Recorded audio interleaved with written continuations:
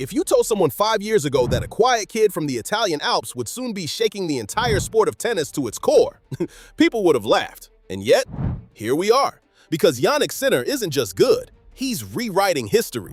He's not loud, he's not dramatic, he doesn't scream emotion between points. But when the pressure hits, when the scoreboard tightens, when champions are supposed to blink, he doesn't blink. He breaks you. And this isn't hype, this is dominance backed by numbers nobody expected. By the end of 2025, Sinner had already stacked 24 ATP singles titles, including 4 Grand Slams, 2 Australian Opens, Wimbledon, and the US Open. He became world #1 and made history as the youngest man ever to reach the finals at all 4 Grand Slams and the ATP finals in the same season, joining a legendary club previously reserved for Federer and Djokovic. In 2025 alone, he owned the season, winning 3 of the 5 biggest titles of the year and defending his ATP Finals crown undefeated. That's not a breakout, that's a siege. But here's the thing, Jannik Sinner isn't supposed to be this good. Not by tennis tradition, not by narrative expectation, not by personality archetype. Because unlike the flamboyant flair of Carlos Alcaraz or the psychological genius of Novak Djokovic, Sinner doesn't sell moments, he destroys them. Some players peak with personality, some with emotion. Sinner peaks with something far scarier: cold, calculated, consistency. In 2025, across 775 service games, he held serve 92% of the time, the best mark on the entire ATP Tour. That isn't just athleticism, that's mathematics weaponized, and it's not a one-season illusion. His career win percentage sits north of 78% across all surfaces. Put simply, if he's in the tournament, he's in the last weekend. But statistics alone don't explain why Sinner feels different, because the real reason Jannik Sinner is this unnervingly good comes from where he came from. He wasn't born into tennis royalty. He wasn't raised under bright stadium lights. He was born August 16, 2001, in Innichen, nestled deep in Italy's South Tyrol Alps, a quiet, German-speaking mountain region. No celebrity culture, no hype machine, just work, discipline, humility. His father, Johann, worked as a chef at a mountain ski lodge. His mother, Sieglinde, served as a waitress at the same lodge. Long hours, modest life, no shortcuts. He has an older brother, Mark, who stayed out of the spotlight entirely as Jannik's life accelerated into global fame. From ages 8 to 12, Sinner wasn't even primarily a tennis player. He was a competitive ski racer, winning a national giant slalom title. Imagine that, a future tennis world #1, who nearly became a skiing champion instead. He picked up tennis at 7, and at 13, he made the boldest decision of his life. He left home, left the mountains, left childhood comfort, left everything familiar, to train full-time in Bordighera on the Italian Riviera. No hype team, no luxury promises, just sacrifice, commitment, and faith. And that upbringing forged something you can't teach. Sinner doesn't panic, he absorbs pressure, he neutralizes chaos. That calm isn't manufactured, it's conditioned. While others around him grew up in spotlight cocoons, Jannik's parents were working shifts back home while he quietly built a destiny most people wouldn't even dare to dream. And those lessons stayed with him.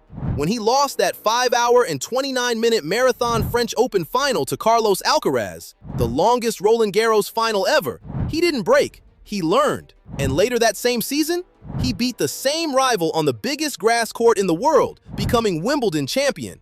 That isn't luck, that's iron-forged grit. Now let's get honest, and maybe a little controversial. There are players who dazzle, and players who dominate without needing to dazzle.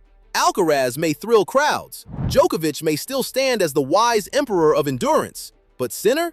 Sinner is the inevitable machine in a room full of maestros. No theatrics, no emotional performance, just fundamentals executed with cruelty, precision under pressure, relentless baseline control, unshakable mentality, physical endurance that simply doesn't crack. He isn't flashy, and that's exactly why he terrifies opponents. Because when greatness comes without noise, you stop arguing with feelings, and you start counting the results. And here's the backbone of every era.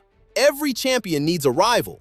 Federer had Nadal. Nadal had Djokovic. Djokovic had everyone. Sinner has Carlos Alcaraz. And make no mistake, this isn't just entertainment. This rivalry is steel meeting fire. Every time Alcaraz pushes Sinner into chaos with brilliance and unpredictability, Sinner returns cooler, sharper, more complete. Their rivalry has already produced wars. Roland Garros 2025 wasn't just a match, it was a scar carved into history. And scars build legends. But champions are never built alone. Sinner's evolution exploded when he committed fully to his coaching team. Simone Vagnosi and Darren Cahill. Italian tactical discipline meets world-class Grand Slam expertise. They rebuilt him physically, strengthened his recovery, sharpened his serve, hardened his psychology. This wasn't destiny, this was engineering. And it didn't just change Sinner, it changed Italy. Before him, Italian men's tennis wasn't considered a global superpower. Now, he became the first Italian world #1, the first Italian to win Wimbledon, the first to claim multiple hard-court majors. And with him, a nation woke up. Courts filled, kids copied his mechanics. Italy stopped hoping and started expecting. That's bigger than trophies. That's legacy. And here's where the conversation turns from present to future. If this is Jannik Sinner in his early 20s, what happens when he reaches his prime? History says tennis legends peak around 25 to 29. Federer peaked. Djokovic peaked. Nadal became a storm. And Sinner? He's already demolishing fields. If he stays healthy, and his team is obsessed with ensuring that, we might be looking at a player capable of making multi-slam seasons normal. Hard courts? Conquered. Grass? Owned. Clay? That's the unfinished chapter. If he solves that, we're talking legitimate calendar slam threat. His game isn't dependent on circus trickery. It isn't reckless. It's repeatable, sustainable, punishing.